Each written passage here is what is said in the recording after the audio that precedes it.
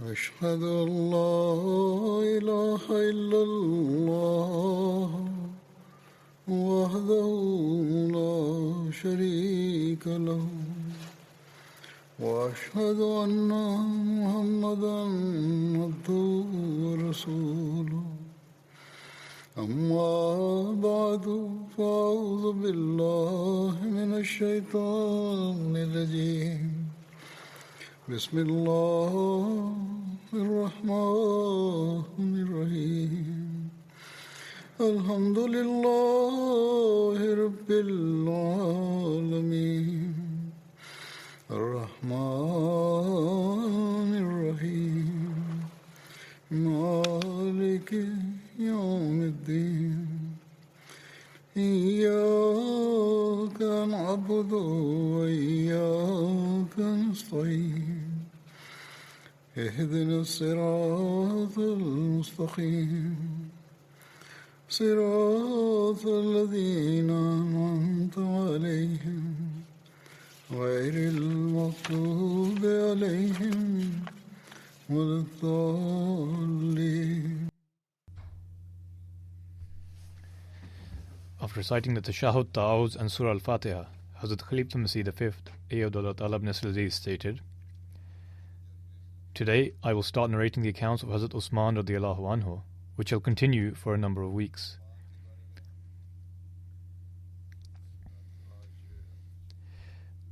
The first thing to be remembered in relation to Hazrat Usman radiallahu anhu is that he did not personally take part in the Battle of Badr. However, he was among those 8 fortunate companions who were given a portion of the spoils of the war by the Holy Prophet ﷺ, and were as such considered to have taken part in the battle.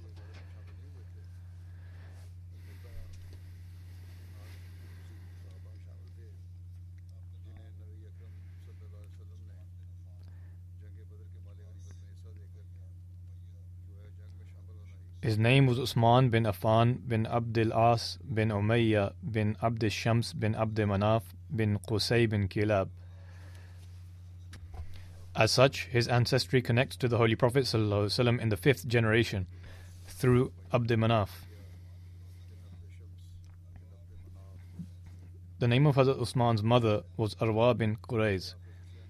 The name of the maternal grandmother of Hazrat Usman was Hakim Bayda bint Abdul Muttalib, who was the sister of Hazrat Abdullah, the father of the Holy Prophet ﷺ.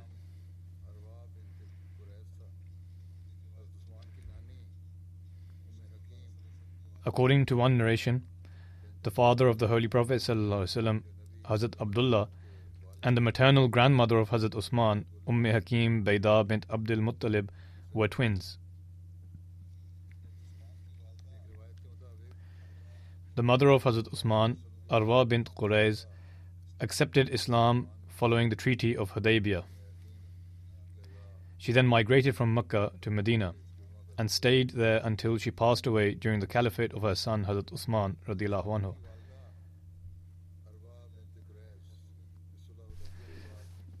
The father of Hazrat Usman passed away during the Jahiliyyah, i.e. the age of ignorance before the advent of Islam.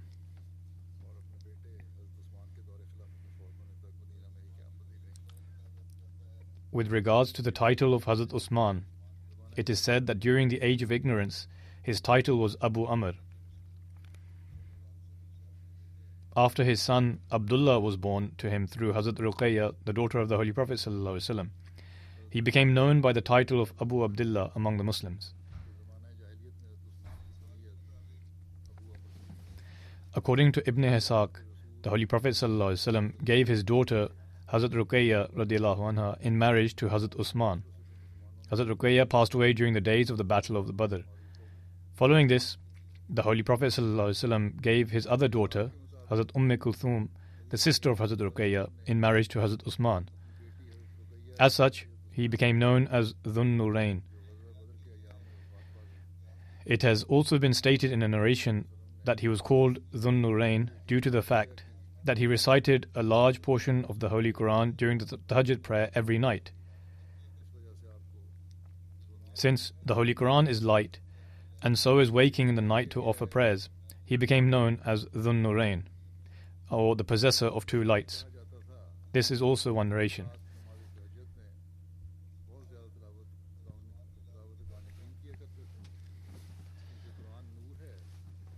According to an authentic narration in relation to the birth of Hazrat Usman, it is mentioned that he was born in Makkah 6 years after the year of the elephant. It has also been stated that he was born in Taif. He was approximately 5 years younger than the Holy Prophet ﷺ. With regards to his acceptance of Islam, it is related by Yazid bin Roman. Once, both Hazrat Usman bin Affan and Hazrat Talha bin Ubaidullah followed Hazrat Zubair bin Awam and went to the Holy Prophet ﷺ. The Holy Prophet ﷺ presented the message of Islam to both of them, recited a portion of the Holy Quran, informed them of the responsibilities placed upon them by Islam, and informed them of the honor and respect that would be bestowed upon them by Allah the Almighty. Upon this, both Hazrat Usman and Hazrat Talha accepted Islam and testified to the truthfulness of the Holy Prophet ﷺ. Following this, Hazrat Usman said, "O Messenger of Allah, I have just returned from Syria. When we had set up our camp between Ma'an and Zarqa. Ma'an is a city in the south of Jordan, near the border of the Hijaz, and Zarqa is situated close to Ma'an. Nevertheless," he says, "we had set up camp and were asleep, when an announcer called out, 'Awake, O you who are asleep, as certainly Ahmad has appeared in Makkah. When we then returned, we came to know about you.'" Hazrat Usman was amongst the very pioneer Muslims, converting before the Holy Prophet ﷺ entered Dar-e-Arqam.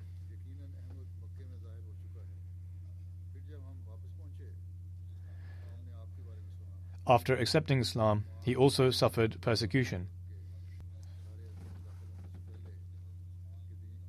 Musa bin Muhammad narrates on the authority of his father that after Hazrat Usman bin Affan radiallahu anhu accepted Islam, his uncle Hakam bin Abil As bin Umayyah grabbed him and tied him up with a rope.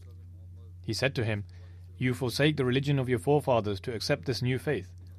By God, I will not untie you until you relinquish your new religion." To this Hazrat Usman responded, "I swear by God that never will I abandon nor renounce my faith." Hakam was compelled to release him, witnessing the unwavering faith of Hazrat Usman radiallahu anhu.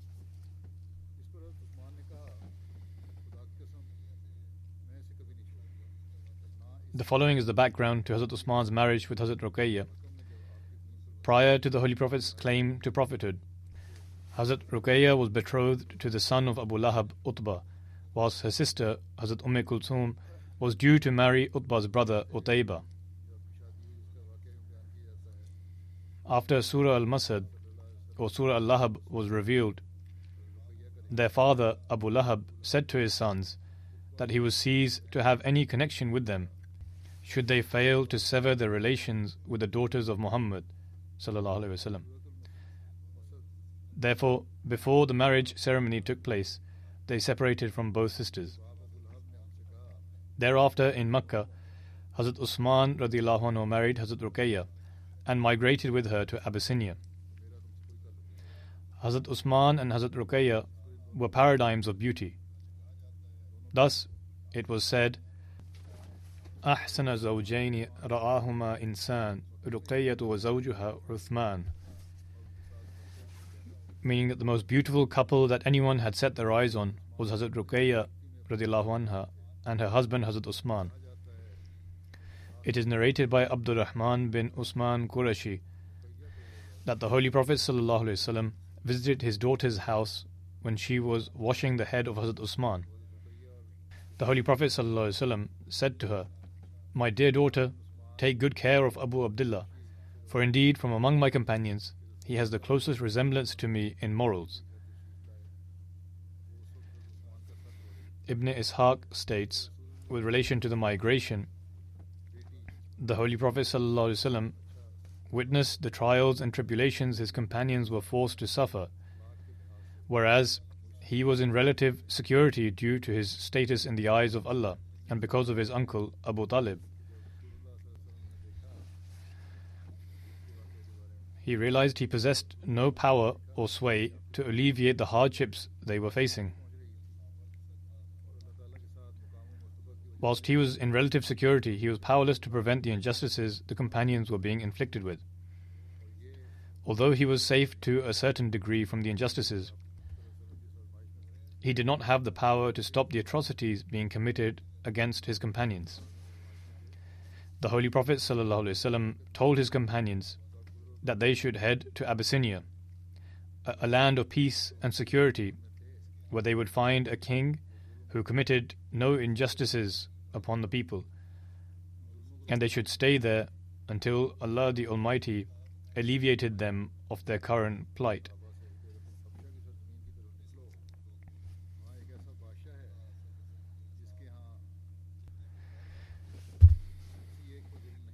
Anxious of the troubles they faced owing to their faith, they were forced to flee for the sake of Allah and set off for Abyssinia. This was the first ever migration in Islam. The companions migrating to Abyssinia included Hazrat Usman radiallahu anhu, who travelled with his wife Hazrat Ruqayya radiallahu anha, the daughter of the Holy Prophet sallallahu alaihi wasallam. Hazrat Anas radiallahu anhu relates that when Hazrat Usman departed for Abyssinia, he was accompanied by Hazrat Ruqayya, the daughter of the Holy Prophet sallallahu alaihi wasallam. There was a delay in the news regarding them reaching the Holy Prophet sallallahu alaihi wasallam, i.e., he did not know whether they had migrated, where they had reached, and how they were. So he went out and continued to wait for news about them. Then a woman came and she gave the Holy Prophet news with regards to them. Thereupon, the Holy Prophet ﷺ stated that after Prophet Lot, Hazrat Usman is the first person to have migrated alongside his family in the way of Allah. Hazrat Sa'd relates that when Hazrat Usman bin Affan radiallahu anhu made the intention to migrate to Abyssinia, the Holy Prophet ﷺ instructed him, "Take Ruqayya along with you, for I feel that each of you will continue to reassure the other." That is to say that if both are together, they will continue to support one another. The Holy Prophet ﷺ then said to Hazrat Asma, the daughter of Hazrat Abu Bakr radiallahu anhu, to go and find out where they have departed or not, where they have reached and what is the situation. When she returned, Hazrat Abu Bakr radiallahu anhu was also with the Holy Prophet ﷺ. She said that Hazrat Usman set forth towards the sea, having sat Hazrat Ruqayya upon the saddle of the mule.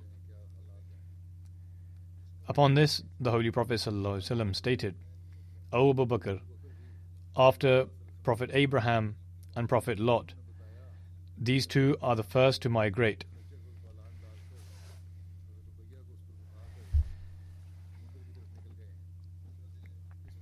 There is mention of their return from Abyssinia as well.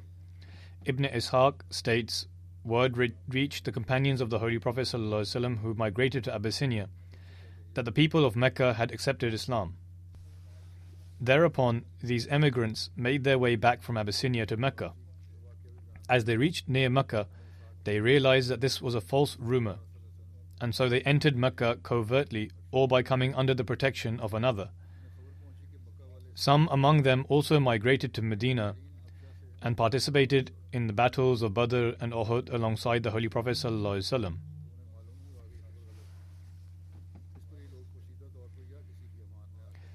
Whilst others among them are those who were detained in Mecca by the idolaters and were therefore unable to participate in the battle of Badr and other battles. Among those who migrated to Medina having returned from Abyssinia were Hazrat Usman and his wife Hazrat Ruqayya, daughter of the Holy Prophet ﷺ. In one book it is mentioned that Hazrat Usman remained in Abyssinia for a few years. Thereafter, he was among those companions who returned to his homeland having received the false rumor of the Quraysh having accepted Islam. Having reached there, they realized that this was nothing but a false rumor, and upon this some of them returned to Abyssinia, yet Hazrat Usman remained in Makkah until he had the means to migrate to Medina. When the Holy Prophet ﷺ instructed all of his companions to migrate to Medina, Hazrat Usman radiallahu anhu also undertook the migration along with his family. In one narration, it is stated that Hazrat Usman migrated once again to Abyssinia, but in the majority of books of history, there is no mention of Hazrat Usman migrating to Abyssinia a second time. As it were, with regards to the background and details of the second migration to Abyssinia that are mentioned in the books of history and ahadith, careful and meticulous historians do not accept them completely as they are, because from the context it seems impossible. Hazrat Mirza Bashir Ahmad Sahib has presented his research whilst mentioning the migration to Abyssinia. Even though I have mentioned some of this in the past with regards to other companions, nonetheless it is necessary to also mention it here. The research of Hazrat Mirza Bashir Ahmad Sahib is as follows. When the suffering of the Muslims had reached its limit, and the Quraysh continued to aggravate the affliction on the Muslims, the Holy Prophet ﷺ instructed Muslims to migrate to Abyssinia and said, "The king of Abyssinia is just and equitable. None are subjected to oppression under his rule." The country of Habasha, which is known as Ethiopia or Abyssinia in the English language, is situated to the northeast in the continent of Africa. It is exactly opposite to southern Arabia, and with the exception of the Red Sea, no country intercedes it.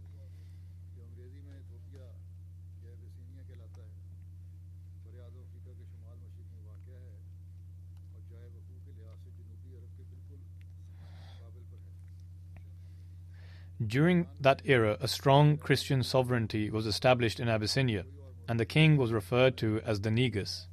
As a matter of fact, the ruler there is still called upon by the same name. This was when Hazrat Mirza Bashir Ahmad Sahib wrote this.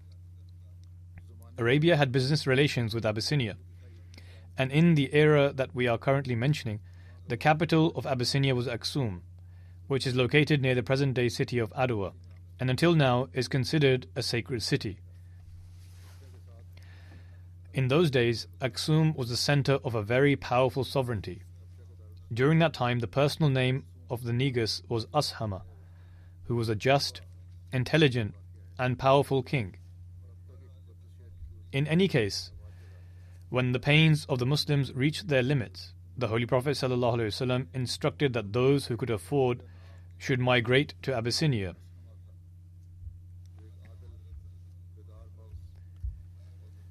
Therefore, upon the instruction of the Holy Prophet ﷺ, in the month of Rajab 5 Nabawi, 11 men and 4 women migrated to Abyssinia. The well-known names among them were as follows: Hazrat Usman bin Affan and his wife Ruqayya, the daughter of the Holy Prophet ﷺ, Abdul Rahman bin Auf, Zubair bin Awam, Abu Hudayfa bin Utbah, Usman bin Maz'un, Mus'ab bin Umair, Abu Salama bin Abdul Asad, and his wife Salama. Hazrat Mirza Bashir Ahmad Sahib further writes, "It is very strange that the majority of these pioneer immigrants were those who belonged to powerful tribes of the Quraysh, and the weaker were few and far between. This illustrates two things. Firstly, even those who belonged to the powerful tribes of the Quraysh were not safe from the cruelties of the Quraysh. Secondly, weak people such as slaves, etc., at that time were in such a grave state of weakness and misery that they were not even able to migrate. Traveling south, when the immigrants reached Shaiba, which was a seaport in Arabia at the time, by the grace of Allah, they found a trade ship which was just ready to leave for Abyssinia, and thus all of them boarded in security. When the Quraysh were informed of this, they were deeply enraged that this prey has slipped their hands. Hence they pursued these immigrants, but when their men reached the coast, the ship had already departed, and for this reason they returned disappointed.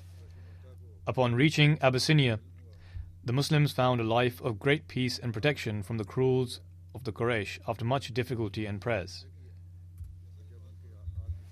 However, as some historians have mentioned, it had not been long since the immigrants had migrated to Abyssinia when a wandering rumor reached them that all of the Quraysh had accepted Islam, and Mecca was now a place of complete peace and security.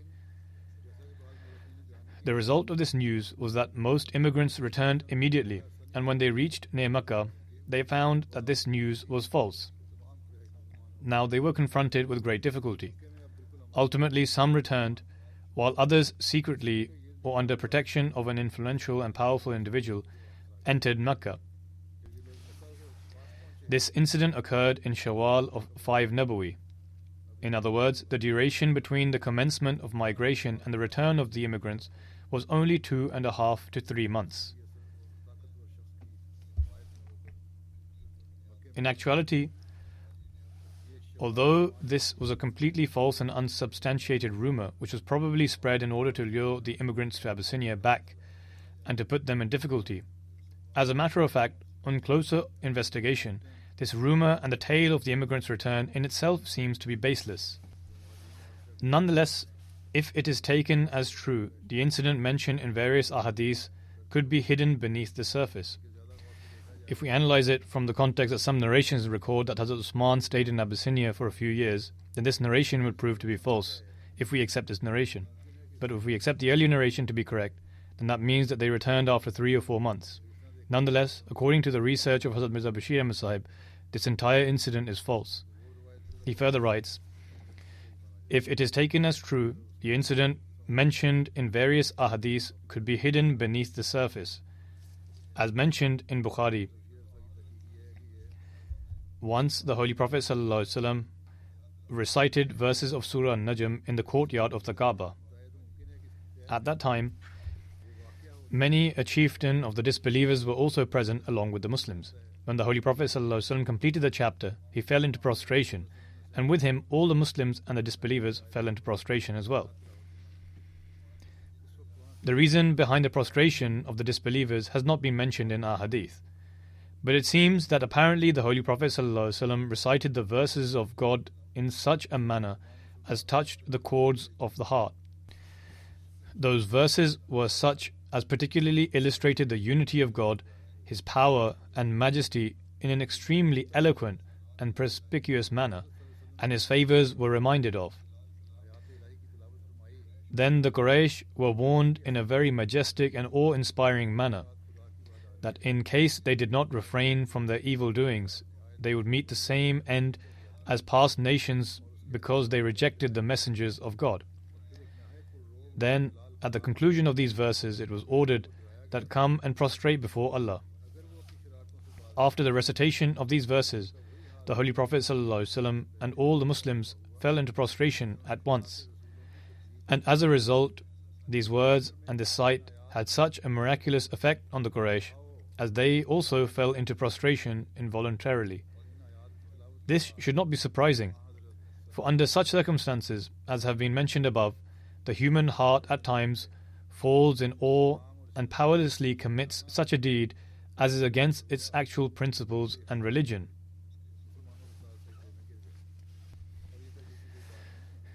It is not necessary that one acts in this way only after professing belief. At times one can do this involuntarily. Therefore, at times we have witnessed that during a severe and sudden affliction, even an atheist cries out, O God, or O Ram, Ram. I have also asked some atheists, and they agreed that this in fact is absolutely true. Despite the fact that they do not believe in God, when they are faced with such danger, sometimes they utter the word God involuntarily. The Quraysh were not even atheists, and they actually believed in the being of God. Hence, after the recitation of this majestic word full of awe, the community of Muslims all at once fell into prostration. It had such a miraculous effect that the Quraysh powerlessly fell into prostration as well. However, such an influence is usually temporary, and man quickly returns to his original state. As such, same was the case here, for when the Quraysh rose from prostration, they remained the very same idolaters they were before. It was not the case that they became monotheists after this. In any case, this occurrence is such as is substantiated by authentic ahadith. Hence, if the news of the return of the immigrants to Abyssinia is in fact true, it seems that the Quraysh, who were ever longing to have the immigrants of Abyssinia return, probably utilized this action to spread the rumor that the Quraysh of Makkah had become Muslims, and that Makkah was now completely safe for Muslims. When this rumor reached the immigrants of Abyssinia, they were naturally delighted to hear it, and in the fervor of their delight, they quickly returned. When they were near Makkah, they were enlightened of the actual matter at hand, upon which some secretly and others under the protection of a powerful and influential chieftain of the Quraysh entered Makkah, while others set back again. Therefore, if there was any truth in the rumor that the Quraysh became Muslims, it was merely confined to the incident of the prostration upon the recitation of chapter An-Najm. Allah knows best. In any case, if the immigrants of Abyssinia did in fact return, a majority of them sat back again. Moreover, since the Quraysh continued to progress in their affliction of suffering and their tyrannies were increasing day by day, other Muslims, upon the instruction of the Holy Prophet ﷺ, began secret preparations to migrate as well. They began to leave gradually whenever they could find an opportunity to do so. This chain of migration was such that ultimately the number of immigrants to Abyssinia reached 101, 18 of whom were women. Very few Muslims were left in Makkah with the Holy Prophet ﷺ. Some historians have called this migration the second migration to Abyssinia.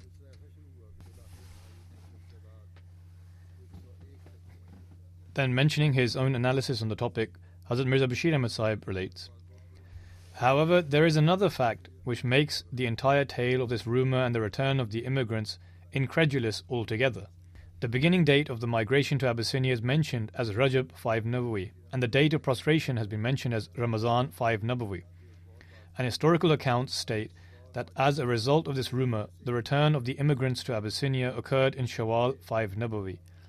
Therefore, the gap in time periods between the first migration and the return of the immigrants is merely 2 to 3 months. If the time period is calculated from the date of the prostration, the time is only 1 month. Now, in accordance with the circumstances of that era, it is categorically impossible for 3 trips to have been undertaken between Makkah and Abyssinia in such a small time period. In other words, first, the Muslims travelled from Makkah to Abyssinia, after which an individual from Makkah brought news to Abyssinia regarding the Quraysh's acceptance of Islam. Then the Muslims once again set off from Abyssinia and reached Makkah. The completion of these 3 trips, excluding the additional time that is consumed in various affairs, preparation for example, etc., were absolutely impossible in such a short time frame. Furthermore, it is unpragmatic that 2 trips could have been completed between the time of prostration and the time of the alleged return of the immigrants to Abyssinia. At that time, in order to travel from Makkah to Abyssinia, one was required to first go south, then from there cross the Red Sea and reach the coast of Africa by ship, which was not always present. Then from the coast further on to Aksum, the capital of Abyssinia, which was situated at quite a distance from the coast. And as per the slow mode of travel in that era, a trip of this magnitude could not have been performed in less than 1.5 to 2 months.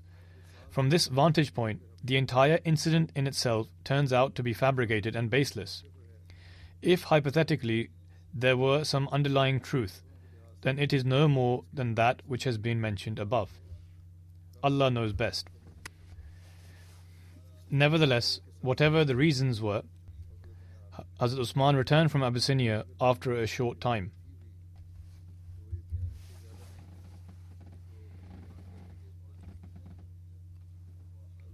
The mention of his migration to Medina and the forming of his bond of brotherhood is such that Muhammad bin Jafir bin Zubair relates that when Hazrat Usman migrated from Makkah to Medina, he lived in the house of Hazrat Aus bin Thabit, brother of Hazrat Hassan bin Sabit from among the Banu Najjar tribe. Musa bin Muhammad relates from his father that the Holy Prophet ﷺ established a bond of brotherhood between Hazrat Usman and Hazrat Abdurrahman bin Auf. According to another narration, the bond of brotherhood was established between Hazrat Shaddad bin Aus's father, Hazrat Aus bin Sabit, and Hazrat Usman. It is also stated that the bond of brotherhood was established between Hazrat Abu Ubada Saad bin Usman Zuraqi and Hazrat Usman. According to one narration, the Holy Prophet ﷺ established a bond of brotherhood between himself and Hazrat Usman. There is a narration of Ibn Labiba in At-Tabqat al-Kubra which states that in his final days when the enemy besieged Hazrat Usman, i.e. when the enemy besieged him and imposed all kinds of restrictions on him, he peered from the window of a room above and inquired from the people if Talha was among them. They replied in the affirmative. Hazrat Usman inquired from Hazrat Talha, I ask you whilst bearing witness to Allah, do you recall when the Holy Prophet ﷺ was establishing bonds of brotherhood between the Muhajirin and the Ansar, he established his bond of brotherhood with me?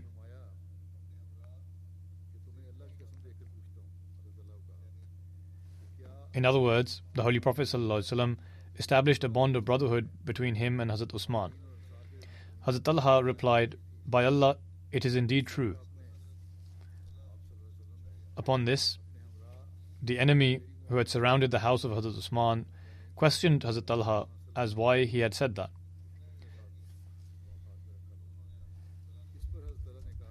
With great courage, Hazrat Talha replied, Hazrat Usman called Allah as his witness when he asked me, and the matter which he inquired of me was one that had taken place before my very eyes. How could I have not then testified to it? I cannot utter a lie. Therefore, oppose me however much you want. In regards to Hazrat Ruqayya's demise and the marriage to Hazrat Kulthum, it is mentioned by Abdullah bin Muknaf bin Haritha Ansari that when the Holy Prophet ﷺ departed for the Battle of Badr, he left Hazrat Usman with Hazrat Ruqayya. Hazrat Ruqayya was unwell at the time and passed away on the same day. Hazrat Zayd bin Haritha brought the good news to Medina regarding the victory which Allah the Almighty had granted to the Holy Prophet ﷺ at Badr. The Holy Prophet ﷺ granted Hazrat Usman a share from the spoils of the battle, and his share was equal in measure to those who had participated in the Battle of Badr. After the demise of Hazrat Ruqayya, the Holy Prophet ﷺ gave his daughter Hazrat Kulthum in marriage to Hazrat Usman. Hazrat Abu Hurairah radiyallahu anhu relates that the Holy Prophet ﷺ met Hazrat Usman at the entrance of the mosque and said, Usman, this is Gabriel, and he has informed me that Allah the Almighty has settled your marriage with Kulthum with the same amount of haqmar as Ruqayya's, and for you to afford her with the same kind treatment. In other words, Allah the Almighty revealed to the Holy Prophet ﷺ that his second daughter Kulthum should be married to Hazrat Usman.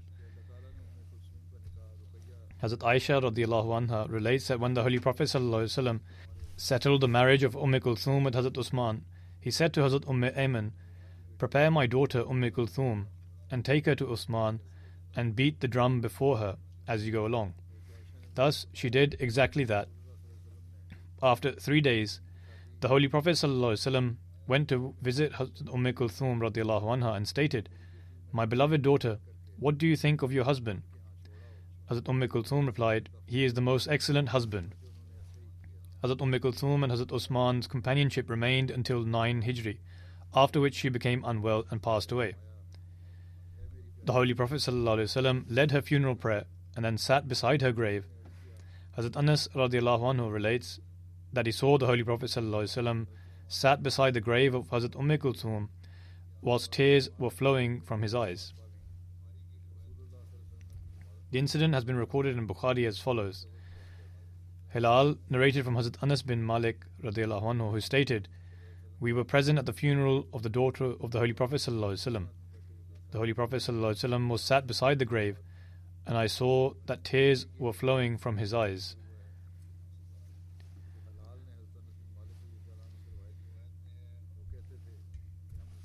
According to another narration, upon the demise of Hazrat Kulthum, the Holy Prophet ﷺ stated, "If I had a third daughter, I would have also married her to Usman." Hazrat Ibn Abbas radiallahu anhu narrates that the Holy Prophet ﷺ was passing by a place and noticed Hazrat Usman radiallahu anhu was sat there and was crying out of sorrow upon the demise of Hazrat Kulthum. The narrator of the tradition states that at the time both of his companions, i.e. Hazrat Abu Bakr radiallahu anhu and Hazrat Umar radiallahu anhu, were with the Holy Prophet. The Holy Prophet ﷺ asked, "O Usman, why are you crying?" Hazrat Usman submitted, "O Messenger of Allah sallallahu alaihi wasallam, the reason why I am crying is because my relationship with you as a son-in-law has now ended, as both daughters had passed away." The Holy Prophet ﷺ stated, "Do not cry. I swear by him in whose hands is my life, that even if I had 100 daughters, I would marry all of them to you, one after the other, and not a single one of them would remain." In any case, this was an expression of their mutual love. Hazrat Usman was worried, but the Holy Prophet ﷺ granted him assurance that this relationship of theirs would continue and remain established. The remaining accounts will be narrated in future, God willing. As I have been drawing attention in the previous Friday sermons towards prayers, continue to pray for the Ahmadis in Pakistan. The opponents, in their estimation, are continuing in their attempts to tighten their grip on the Ahmadis. However, they fail to realize that there is a higher being, God Almighty, whose divine decree is manifesting, and in fact the net around them is continuously getting smaller, from which there is no escape. May Allah the Almighty grant them sense, and may they see reason, and act with justice, and refrain from committing injustices and cruelties. Also, pray for the Ahmadis in Algeria, and may they remain steadfast upon their faith. Similarly, Ahmadis are facing opposition in various other places as well. May Allah grant protection to every Ahmadi wherever they may be. After the prayers, I will lead some funeral prayers in absentia and will also mention their details. The first mention is of respected Maulana Sultan Mahmud Anwar Sahib, who previously served as Nazir Islahur Shad Markaziya, Nazir Khidmat ad-Dirveshan, and Nazir Islahur Shad Rishtanata. He passed away on 11th of January in Rabwa at the age of approximately 88. Verily to Allah we belong, and to Him shall we return. His father's name was Chaudhry Muhammadin Sahib and mother's name was Rahmat Bibi. His father accepted Ahmadiyyat after taking bayat at the hands of Hazrat Khalid Masih II radiallahu anhu in 1928. Hazrat Maulana Sultan Mahmud Anwar Sahib was their only son. Maulana Sultan Mahmud Anwar Sahib attained his education up till middle school. Thereafter, he did Waqf and entered Jamia Ahmadiyya in 1946. After the creation of Pakistan, he moved to Jamia Ahmadiyya in Ahmednagar and gave his Maulvi Fazil exam in 1952.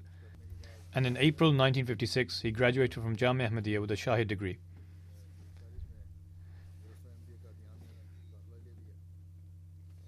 His marriage took place with Mahmuda Shaukat Sahiba, daughter of Chaudhry Saududdin Sahib, and the nikah was led by Maulana Jalaluddin Shams Sahib in 1960 at the occasion of the Jalsa Salana.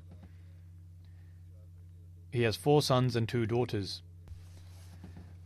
One of his sons, Hassan Mahmud Sahib, is a life devotee and currently serving in Tahrik-e-Jadid offices in Rabwa.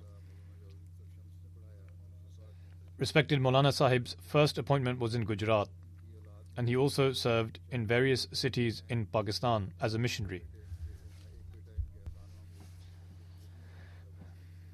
From 1974 to 1978, he served in Ghana. I was also there at the time, and I observed that he served there with a very selfless spirit. From 1982 to 1983, he served as Secretary Majlis Karpradaz. and in 1983 he was appointed as the president of Majlis Karpradaz.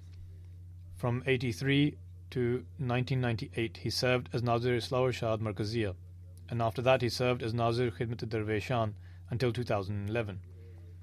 From 2011 to 2017 he served as Nazir Rishta Nata and retired in 2017 owing to his ill health.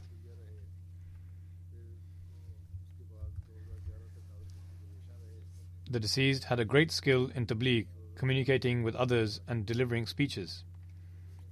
He had countless discussions with people from different schools of thoughts, as well as religious scholars on various religious topics. And he would always give very comprehensive and scholarly answers.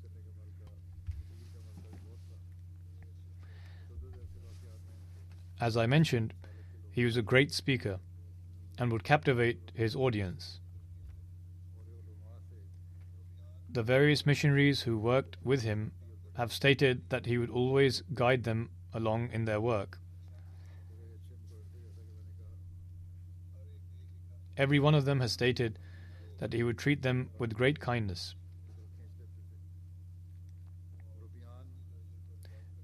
And that he was regular in offering the tahajjud prayers and was devoted to worship, and would advise the other missionaries to also offer the tahajjud prayers and excel in worship.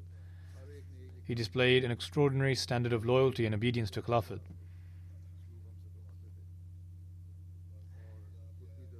He had to experience a period of trial during the era of the fourth Khalifa, Rahimahullah. However, he endured that whilst demonstrating complete obedience. In fact, someone even said to him that previously he was serving as a Nazir, but now he had to work under a Nazir. And he replied, various missionaries and his own daughter as well have mentioned this, that he replied, the Khalifa of the time knows best as to where and how one's services are needed. I have done waqf. Therefore, even if I am instructed to sweep the floor, then that is what I will do and follow the instructions of the Khalifa of the time. Subsequently, Allah the Almighty then improved his circumstances, and I believe that this outstanding level of loyalty and obedience he showed was granted acceptance, and he was once again appointed as a member of Sadr Anjuman Ahmadiyya and also a Nazir. Wherever he served, for example in Karachi and various other places, he would always show complete cooperation and obedience to the local Amir. May Allah the Almighty grant him his forgiveness and mercy and enable his progeny to continue his good deeds. The deceased also rendered various services in the field of academia and wrote various books. One of his books is The Importance of Kalima Tayyiba and its Establishment and the True Identity of an Ahmadi. The second book he wrote was Allah the Almighty, the Holy Prophet, the Holy Quran and the Holy Kaaba. Other books he wrote were on the issue relating to the total number of the members of the Jamaat.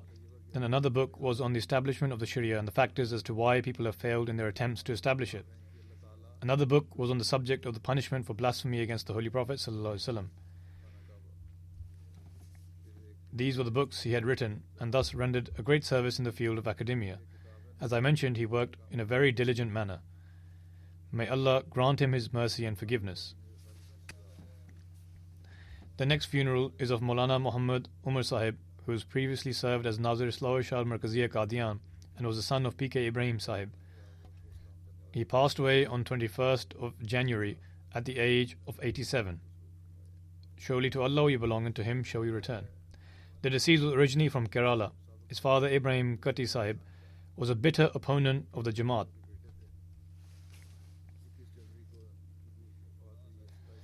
Ten years prior to the birth of the deceased, his father travelled to Bombay for trade purposes. In those days, many Ahmadis were involved in the trade industry in Bombay. He met some Ahmadis from Malabar, Bombay, and they had a discussion about Ahmadi beliefs. Then in 1924, when Hazrat Khalifat Masih II went to Bombay, at that time Ibrahim Kuti Sahib had the honour of doing bayat at his hands and thus joined Ahmadiyyat. Later he also had the opportunity of seeing Hazrat Khalifat Masih II in Qadian as well.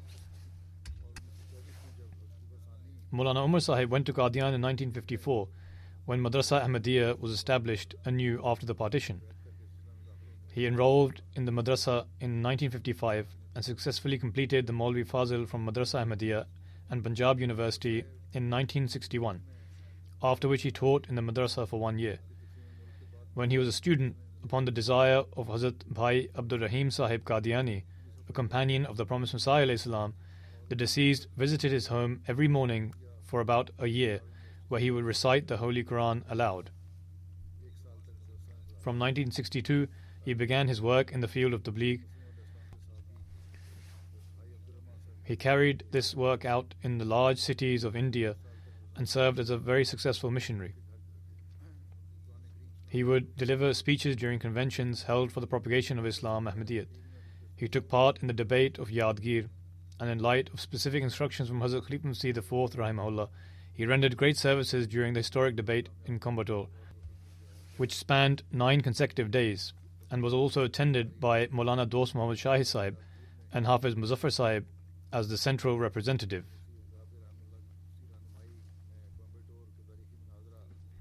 Once, in appreciation of his work, Hazrat Khalifa Masih IV Rahimahullah stated in a sermon, "There are some Jamaats where there is only one single person who immediately shoulders the entire responsibility of translating and then disseminates it widely," meaning translating the sermons right away. And by the grace of God Almighty, the standard of such Jamaats are increasing, as the sermon of the Khalifa is available for them right away. Thus, they become informed of the matters immediately. There are some Jamaats in South India where Urdu is not understood. Thus, we have a missionary there, Maulvi Muhammad Umar Sahib, to whom God Almighty has bestowed a passion for this work. As soon as he hears the words, he translates them right away and then immediately sends them to all the Jamaats.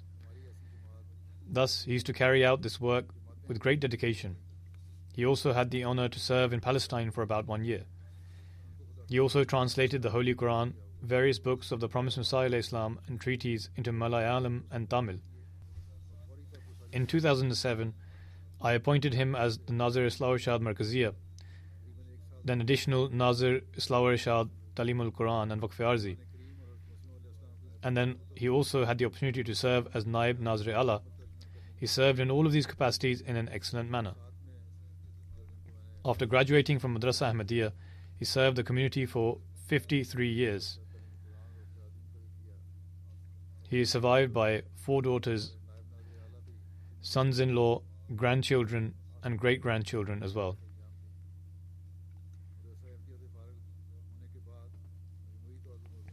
He had a passion for serving the community. Even when he was on personal trips with his family, he would do the Jamaat work then as well, and would especially be occupied with various translation work. The National President of Jamaat in Sri Lanka writes that the golden time will always be etched into the history of Ahmadiyyat in Sri Lanka when, in 1978, Maulana Sahib was first appointed as a central missionary under the blessed guidance of Hazrat Khalifa Masih III Rahimahullah. There was a visible rejuvenation of spiritual passion, reformation, and positive change in the Jamaat. Thus, Maulana Sahib's service there is deeply respected. In 1994, he delivered an excellent speech at the large Ram Krishna Hall in Colombo on the topic of peace and unity, which was listened to by more than 400 people. Among them were the national president of the Ram Krishna movement, as well as the country's Hindu culture minister, Honorable Dev Raj, who were completely raptured by the Maulana's speech and complimented it very much, because in his speech, Maulana Sahib recited mantras from the Gita, which he used to prove the truthfulness of the Holy Prophet ﷺ. It is for this reason that his historic address is still commended to this day. He translated 4 books of the Promised Messiah Islam into Tamil, and himself wrote 7 other books in Tamil on different topics. He initiated the magazine Samadana Vaziri in Tamil Nadu district, and from there sent it to other districts for a very long time.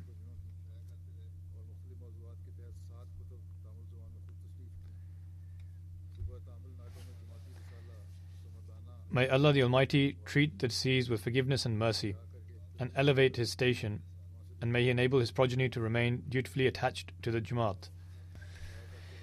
The next funeral is of respected Habib Ahmed Sahib, who was a missionary of the Jamaat, and was the son of Muhammad Ismail Sahib from factory area in Rabwa. He passed away on 25th of December in Islamabad at the age of 64 due to a heart attack. Surely to Allah we belong, and to Him shall we return. He graduated from Jamia in 1979, after which he was able to serve in various districts of Pakistan.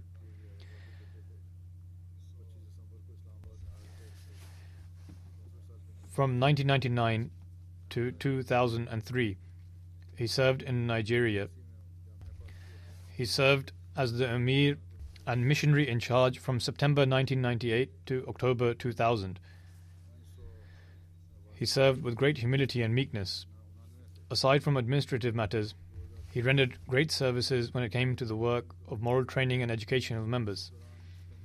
He is survived by his wife, 3 daughters and 2 sons. May Allah the Almighty treat him with forgiveness and mercy and enable his children to remain firmly attached to the Jamaat.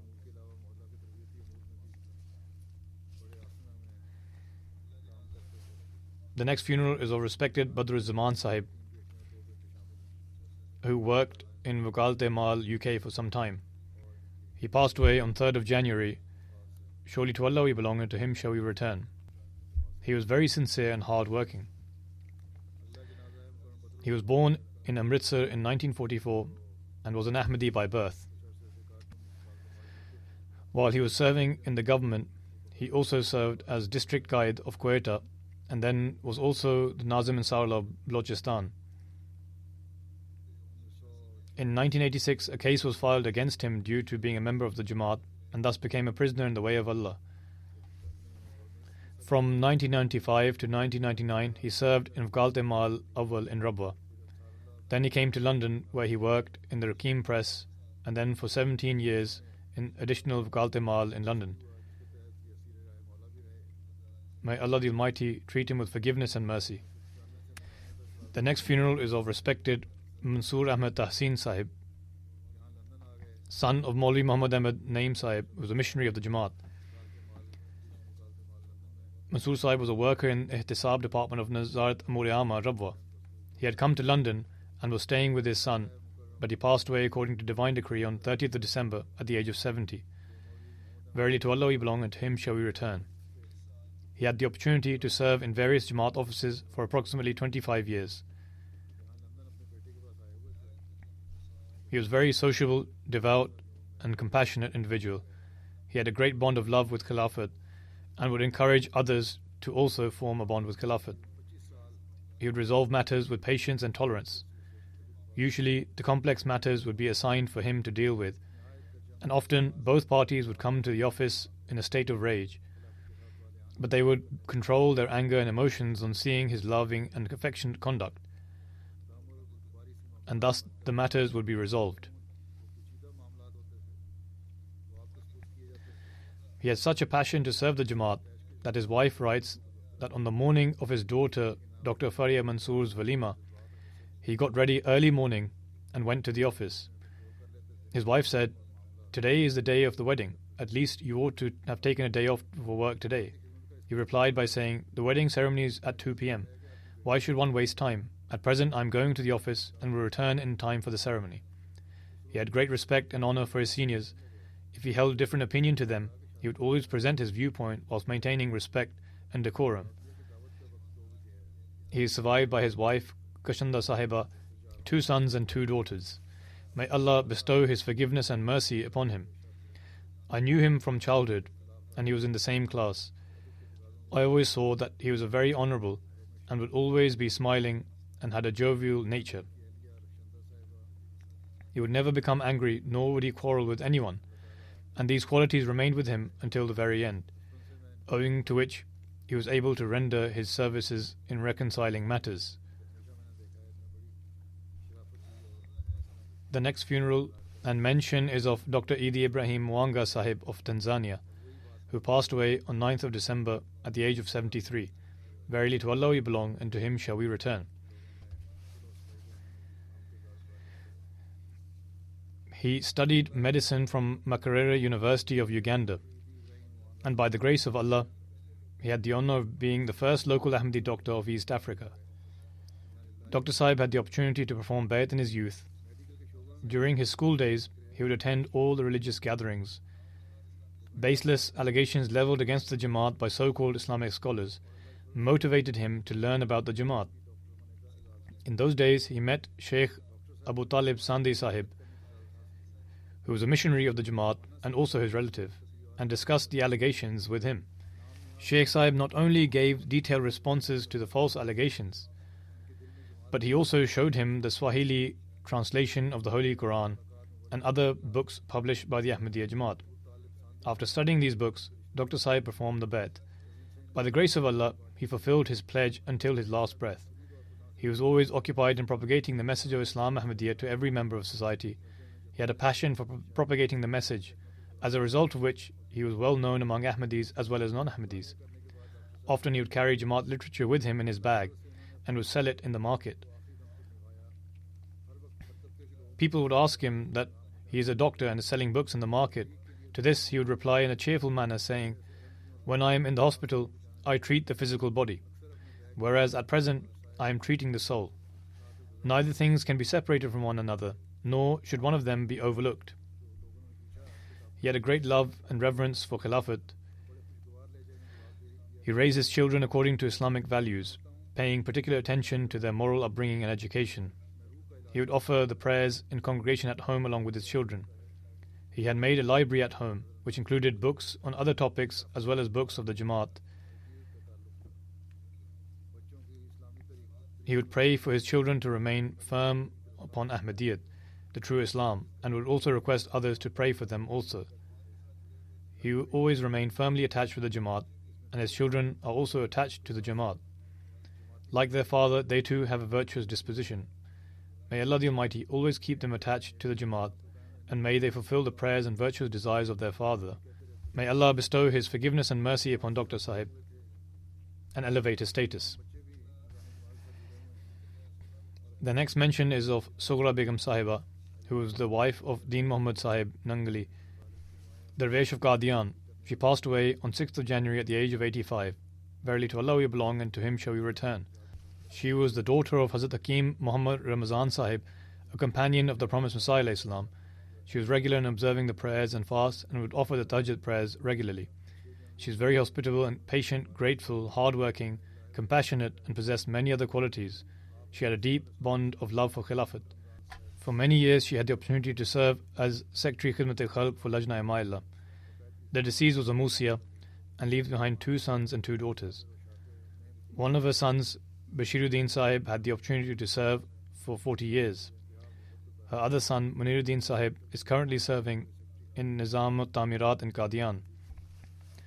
May Allah the Almighty bestow His forgiveness and mercy upon the deceased, and may Allah enable her children to continue on her virtuous deeds. The next mention is of respected Chaudhry Karamatullah Sahib, who passed away on 26th of December at the age of 95 years. Verily to Allah we belong and to Him shall we return. He was the paternal grandson of Hazrat Chaudhry Shah Deen Sahib of Gataliya, a companion of the Promised Messiah Islam, who had the opportunity to pledge allegiance when the Promised Messiah Islam came to Sialkot.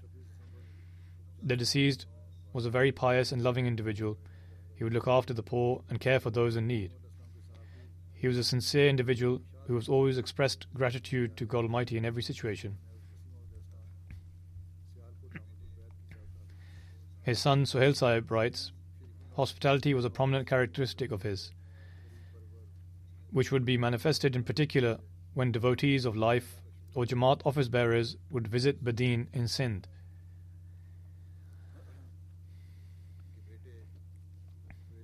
He had the opportunity to serve in the Furqan force as well. From 1983 until 2018, he worked voluntarily in the office of Al-Fazl International. From the very beginning, he had offered his house to be used for Jamaat functions, and even in the current house, he dedicated one part of the house to be used as a Salat center.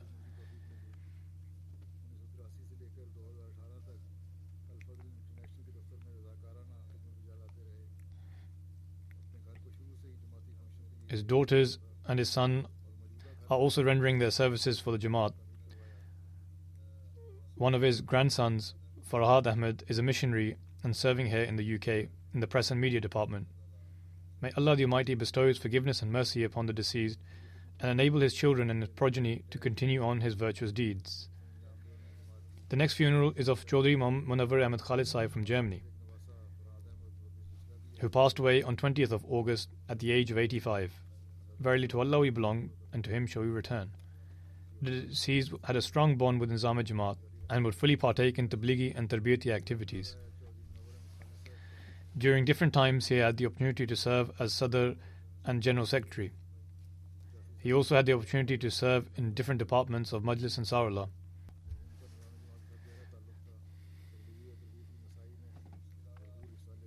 Furthermore, when he was in Pakistan, he had the opportunity to serve as the manager to look after the lands belonging to Tariq-e-Jadid. He had a loyal bond with Khilafat. The deceased was a Musi. Aside from his wife, he is survived by 5 sons and 6 daughters. The next mention of Nasira Begum Sahiba, wife of Ahmed Sadiq Tariq Mahmud Sahib, who is a retired missionary from Bangladesh. She passed away according to divine decree on 27th, 28th of November. Verily to Allah we belong, and to Him shall we return. The deceased was a daughter of Maulvi Muhammad Sahib, former national president. The deceased was regular in observing the prayers and fasts, very devout, hospitable, patient, and content. During Ramadan, she would regularly recite the Holy Quran and finish a complete reading. Aside from this, she had many other virtuous qualities. May Allah bestow His forgiveness and mercy upon her. The next mention is of Rafiuddin Bhatt Sahib. He passed away on 6th of December at the age of 92 years. Verily to Allah we belong, and to Him shall we return. He was the son of Hazrat Maulvi Khairuddin Sahib, who was a companion of the Promised Messiah Islam. By the grace of Allah, he joined the institution of Al-Wasiyat during his youth. He had the opportunity to serve the Jamaat in various capacities. He served as a local president of Badumali, district of Narawal, and also the Emir and local president of Wa Kent. He had the opportunity to become a prisoner in the way of Allah. He is survived by 4 daughters and 1 son. One of his sons-in-law is Naseem Ahmed Sahib, who is a missionary and is currently serving in Nigeria. May Allah the Almighty bestow His forgiveness and mercy upon him. May Allah elevate the status of all the deceased members and grant them a place with their loved ones. As mentioned before, I will lead their funeral prayers in absentia.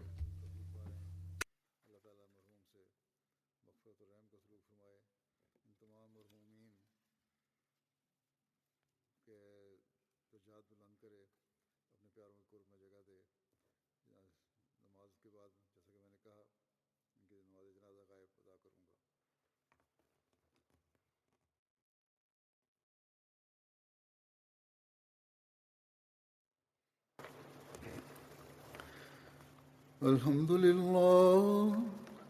لله نحمده ونستعينه ونستغفره ونؤمن به ونتوكل عليه ونعوذ بالله من شرور أنفسنا ومن سيئات أعمالنا من يهده الله فلا مضل له ومن يضلل فلا هادي له ونشهد أن لا إله إلا الله ونشهد أن محمدا عبده ورسوله عباد الله رحمكم الله إن الله يأمر بالعدل والإحسان وإيتاء ذي القربى وينهى عن الفحشاء